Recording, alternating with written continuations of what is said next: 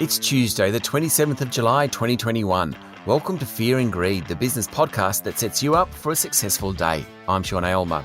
National Australia Bank forecasts a massive surge in house prices for the rest of this year as Labor drops its opposition to negative gearing. That's our main story. Also today, New South Wales heading for more restrictions as COVID cases keep rising. BHP takes a big step towards supercharging its potash business.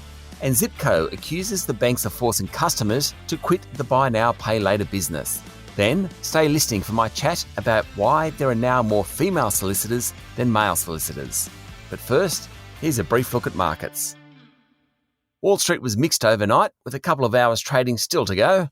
The Dow Jones Industrial Average was up 0.2%, the S&P 500 was 0.1% higher, and the Nasdaq was slightly lower.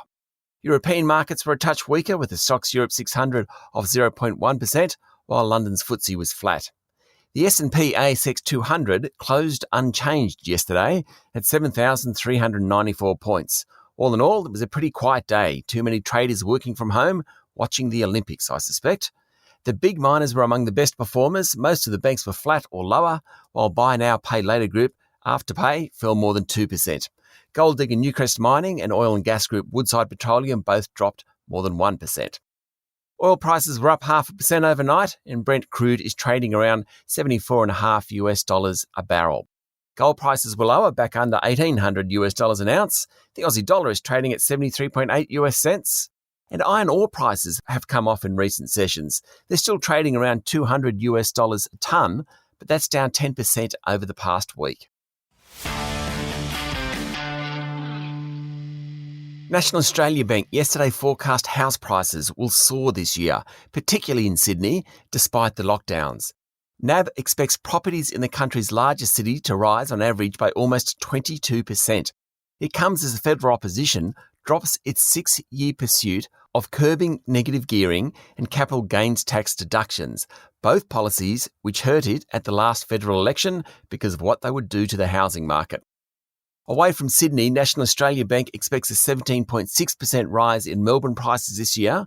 Brisbane is tipped to increase by 19.5%, Adelaide by more than 17%, Perth by almost 12%, and Hobart to jump 23.5%. The bad news, or perhaps less good news, is that NAB thinks the heat in the property market will well and truly cool in 2022, as affordability worsens and the boost from lower interest rates fades. Across most capital cities, the bank expects house prices to rise at closer to 4% next year.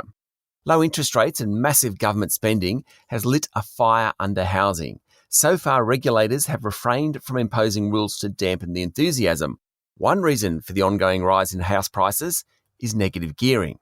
It's been a sacred cow in the market, though federal Labor went to the last election opposing it. Remember, that's the election that Bill Shorten lost, despite Scott Morrison's efforts. In a joint statement yesterday, opposition leader Anthony Albanese and Shadow Treasurer Jim Chalmers said Labor was providing clarity to working families by dropping the policy. Labor will also not fight already legislated tax cuts in the run-in to the next election due within a year.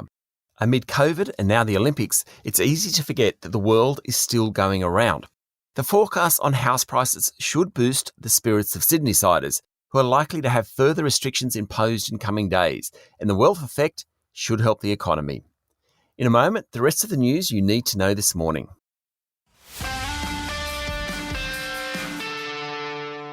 In overseas news, Chinese stocks listed on Wall Street have tumbled following Beijing's crackdown on its technology and education sectors. The Nasdaq Golden Dragon China Index, which measures 98 Chinese companies listed in the US, fell almost 7% overnight following the weekend announcement from China that it was banning businesses that teach school subjects from making a profit. Singapore is on track to have 80% of its population vaccinated by September and wants to allow quarantine-free travel from then. It plans to open travel corridors with other nations that have their infection rates under control. Singapore and Australia had discussed opening up a travel bubble previously, prior to the current lockdowns. That's the good news. The bad news is that the Biden administration in the US said it will maintain its COVID-related travel bans for the foreseeable future on countries including the United Kingdom, the European Union, and China. Locally, New South Wales reported 145 locally acquired cases of COVID-19 yesterday, and more than half were in the community for at least part of their infectious period. Premier Gladys Berejiklian said some lockdown rules may now have to tighten. The lockdown in the Orange region in the central west of the state is expected to end tomorrow. In Victoria, an announcement of changes to lockdown rules are expected today after 11 new cases were detected. All were in isolation and restrictions are expected to ease. South Australia will come out of full lockdown at 1 minute past midnight tonight, though some restrictions will remain in place. There was one new case in the state yesterday. Meanwhile, Federal Health Minister Greg Hunt said more than 11.2 million Australians had received at least one shot of a vaccine. 251 pharmacies have signed up to help deliver the rollout. And a Financial Review is reporting that the Morrison government is looking at ways to boost the current system of business and income payments, including extending welfare payouts, though it won't reintroduce the JobKeeper wage subsidy. BHP has done a 30-year deal with Canadian group West Shore Terminals to handle potash, assuming the big Australian goes ahead with its $5.7 billion Jansen mine in Canada. Finding a port is part of the puzzle in deciding whether or not to invest heavily in the commodity, more correctly known as potassium fertiliser. BHP is a company in transition, wanting to push into future-facing commodities like potash.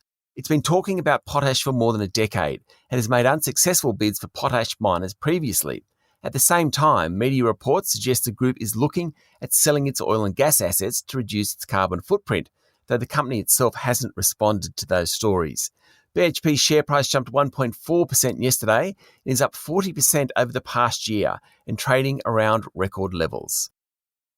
Rio Tinto is the first of the large companies to report full-year earnings, and they're due for release tomorrow afternoon. The miner is expected to unveil a huge dividend of around $4.60 a share, putting it on a dividend yield of around 3.5%. That's relatively high for a miner, though nothing like the banks. Rio's share price rose 2.6% yesterday, suggesting investors expect a strong result. BHP and Fortescue are also tipped to unveil big dividends on the back of high iron ore prices. Only the Commonwealth Bank among the four majors has a June 30 balance date, and it's expected to announce a $5 billion buyback when it reports. Zipco has accused the banks of forcing customers to close their buy now, pay later accounts before approving mortgages.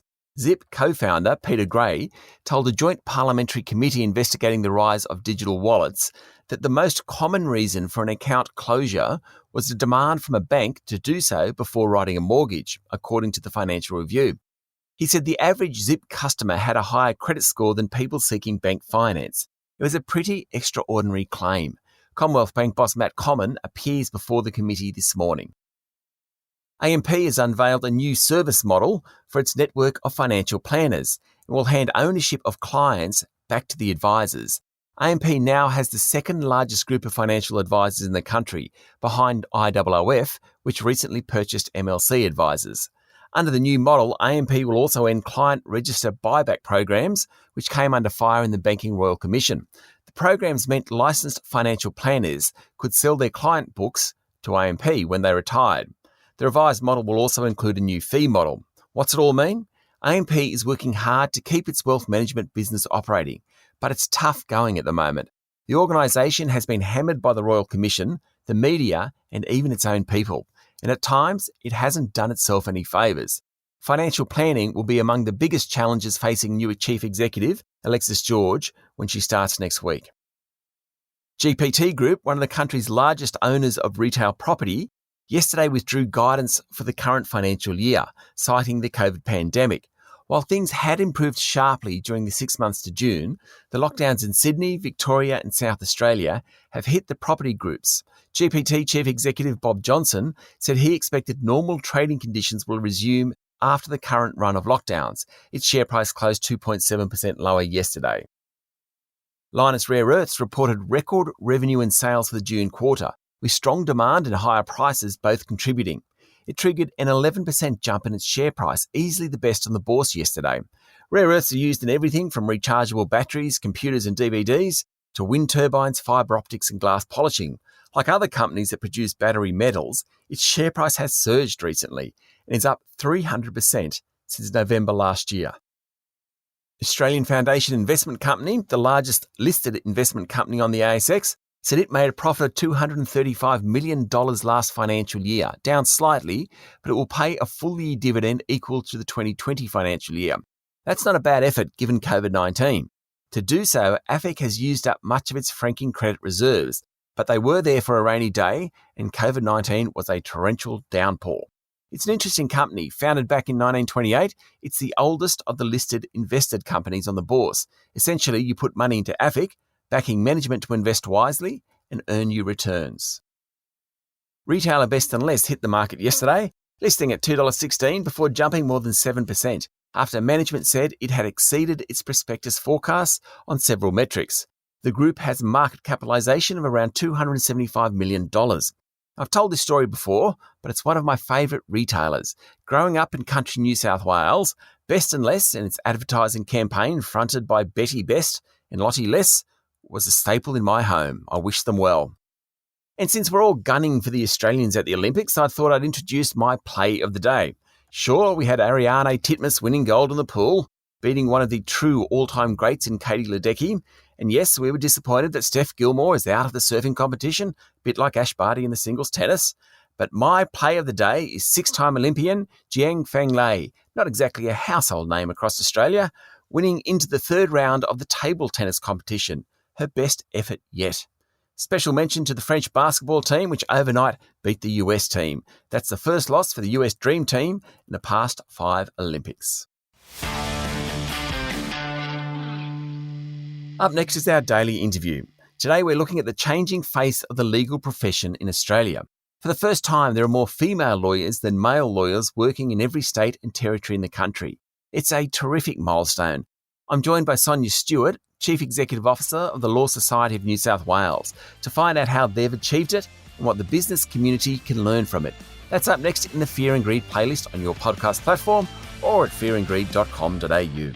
It's Tuesday, the 27th of July, 2021. I'm Sean Aylmer, and that was Fear and Greed. Enjoy your day.